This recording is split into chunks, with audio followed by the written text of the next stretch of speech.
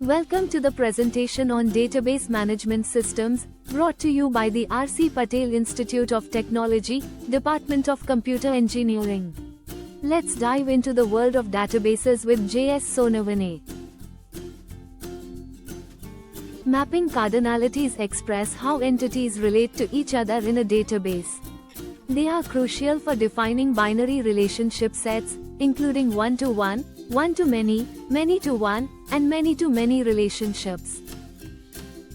In a one-to-one relationship, each entity from one set is associated with exactly one entity from another set.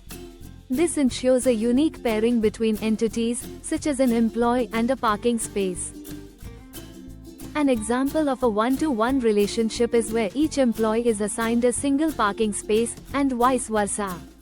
This illustrates a 1:1 cardinality, ensuring exclusivity in assignments. One-to-many relationships allow one entity from a set to be associated with multiple entities from another set. For instance, an organization can have many employees, but each employee belongs to only one organization.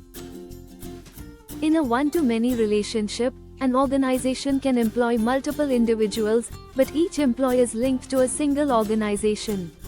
This is a 1:n cardinality, common in hierarchical structures. Many-to-one relationships involve multiple entities from one set being associated with a single entity from another set. For example, several employees may work for one organization, illustrating AM1 cardinality.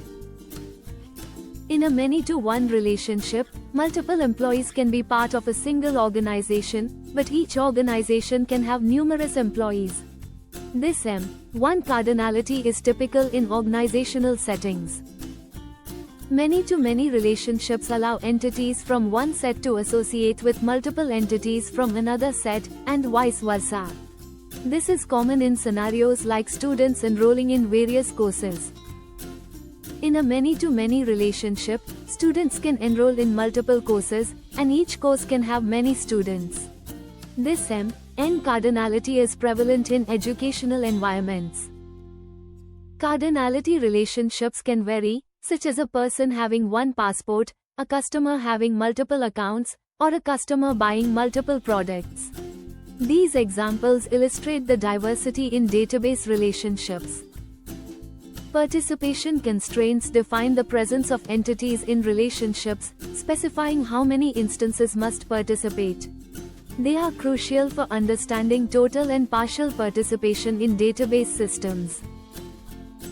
Total participation requires every entity in a set to be involved in a relationship.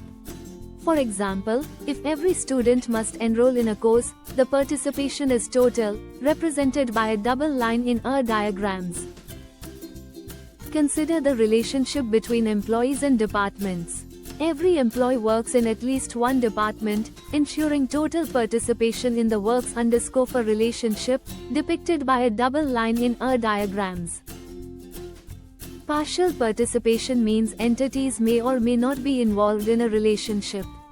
For instance, not every employee manages a department, indicating partial participation in the manager's relationship.